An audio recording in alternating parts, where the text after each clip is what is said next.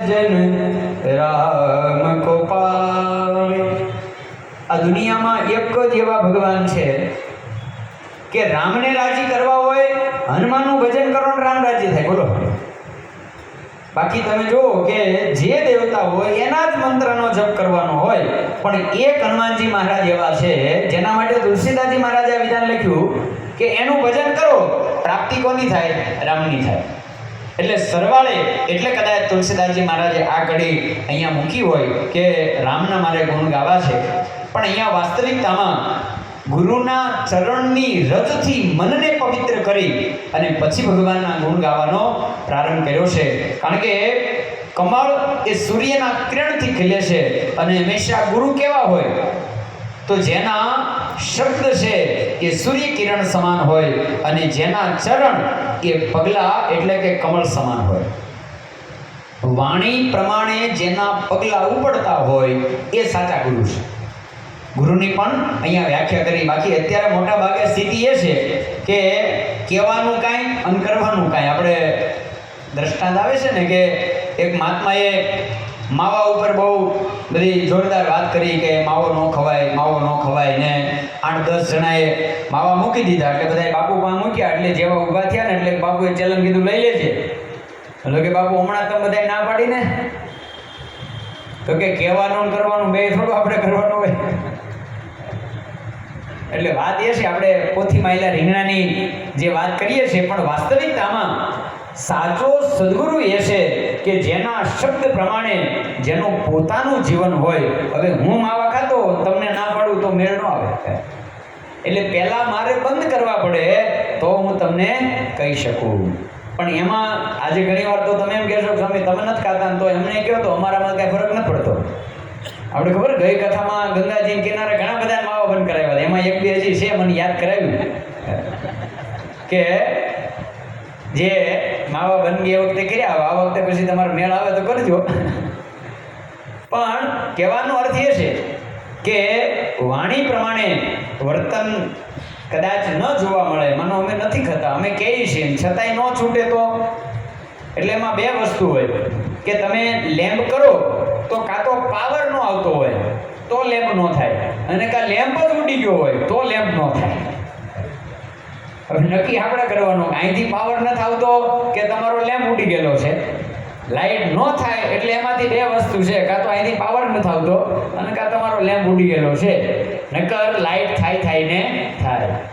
એટલે રામાયણ બતાવે છે કે આચરણ પ્રમાણે જ હંમેશા તમે જુઓ કે મહાપુરુષોને આપણે પગે લાગીએ, મા બાપને પગે લાગવાનું, વડીલોને પગે લાગવાનું, મહાપુરુષોને પગે લાગવાનું। પગે લાગવાનું શા માટે? ગોઠણે લાગી શું વાંધો? તો કે અત્યારે તો લગભગ હવે આપણે બુફે થઈ ગયું એટલે ઘણા ગોઠણે જ લાગે છે, એનાથી વધારે સુધરી ગયા એ ખંભે લાગે છે, અને 5 વર્ષ પછી તો માથે લાગશે। જો પણ આપણે ત્યાં આપણી સંસ્કૃતિમાં ચરણનો મહિમા બતાવવામાં આવ્યો છે। અને આ કથાથી હું એ કહું કે આજે સુરેશભાઈ કે હસુભાઈ એ જે સ્થિતિએ પહોંચ્યા, પણ એમ કહેવાય કે હજી એમણે એમના મા બાપનો મહિમા જાળ્યો છે, એટલે અમારા મા બાપનો સંકલ્પ છે એટલે અમારે કરવું। જો આજે આપણે શિવ પુરાણ સાંભળીએ છીએ તો એની પાછળનું કારણ જ એ છે કે એમના માતા પિતાનો સંકલ્પ હતો કે આપણે ભાગવત સાંભળ્યું, આ વખતે શિવ પુરાણ સાંભળ્યું છે। આ શિવ પુરાણની કથા થઈ રહી છે, નકર તો આપણે રામાયણ કરતા હતા, મેં રામાયણ કરી વખત ને, પણ શિવ પુરાણ શા માટે? તો કે અમારા માતા પિતાની ઈચ્છા છે કે અમારે શિવ પુરાણ સાંભળવું છે, તો આપણે શિવ પુરાણ આજે કરી રહ્યા છીએ। આ કથાથી બીજું એક કહીશ કે 9 દિવસ જ્યારે ગંગાના કિનારે આપણે બેસવાનું છે ત્યારે એક તો તમારા જીવનના નાના મોટા વ્યસનો કુટેવો મૂકીને જાજો, અને બીજું એક સંકલ્પ લઈને જાજો કે અહીંથી ગયા પછી રોજ સવારમાં ઉઠી અને અમે પહેલાં અમારા મા બાપને પગે લાગશું। એટલું કરી નાખશો ને એટલે જીવનમાં એવડું મોટું પરિવર્તન આવી જશે। આપણે જે ગંગાના કિનારે આવ્યા છીએ, જે પવિત્ર ઋષિભૂમિમાં આવ્યા છીએ, અહીંથી કાંઈ પરિવર્તન જો કાંઈ નહીં થાય, કાંઈ આપણામાં સુધારો નહીં થાય, જાવું તો આસુભાઈનો ખોટો ખર્ચો છે। જો તો હું સમજવાનું કે કાંઈ આમાંથી પરિવર્તન ન આવે તો એનો અર્થ એમ સમજવાનો કે આપણે ખાલી ખર્ચો કરવા માટે આવ્યા. અહીંયા આવવાનો જ અર્થ એ છે કે આટલે દૂર આ કાળઝાળ ગરમીમાં, જો કેવી ભયંકર ગરમી છે, એ ગરમીમાં જ્યારે આવ્યા છીએ ત્યારે આપણા જીવનમાં કાંઈક પરિવર્તન આવવું જોઈએ. અને ચરણનો મહિમા એટલા માટે છે કે એ ચરણ ચરણ જ ક્યારે કહેવાય, એ વંદનીય ક્યારે થાય, તો એવું જરૂરી નથી કે મહાપુરુષોના ચરણ સુંદર જ હોય. જો હે બધાયના મહાપુરુષોના પગ હે સરસ મજાના હોય એવું જરૂરી છે? છતાંય આપણે મહાપુરુષોને વંદન કરીએ છીએ. એનો અર્થ રામાયણ એવું કહે છે કે ચરણ સુંદર ક્યારે લાગે, તો કે આચરણ સુંદર હોય તો ચરણ સુંદર લાગે, નકર ન લાગે.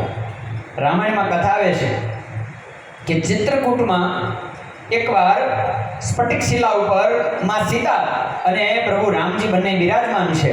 હવે શિલા ઉપર બંનેના ચરણ નીચે છે, એટલે એ સમયે સીતાજીનું ધ્યાન ગયું. એટલે ચારેય ચરણ સીતાજી જ્યારે જોયા એટલે એણે પ્રભુ રાઘવજીને કીધું કે મહારાજ, તમારા ચરણ કરતા મારા ચરણ સુંદર છે. અમે સ્વાભાવિક રીતે નારીના ચરણ સુશોભિત હોય, એટલે સીતાજી આવી રજૂઆત કરી, મહારાજ મને એવું લાગે છે કે તમારા ચરણ કરતા મારા ચરણ સુંદર છે. એટલે ભગવાને કીધું, દેવી એ તો હવનું હવ વખાણે. હવે એ સમયે લક્ષ્મણજી આવ્યા એટલે સીતાજી કીધું, મહારાજ એક કામ કરો, આપણે લખનજીને પૂછીએ, એ ન્યાય કરશે. એટલે લક્ષ્મણજીને કીધું કે ભૈયા, એક મિનિટ અમારો પ્રશ્ન છે, જરા જોઈને આપ બતાવો કે મારા ચરણ સુંદર છે કે પ્રભુના ચરણ સુંદર છે. એટલે લક્ષ્મણજીએ કીધું, માં માફ કરો, મારે ન્યાયાધીશ નથી બનવું, કારણ કે ન્યાયાધીશ બનવામાં દુઃખ થાય ને.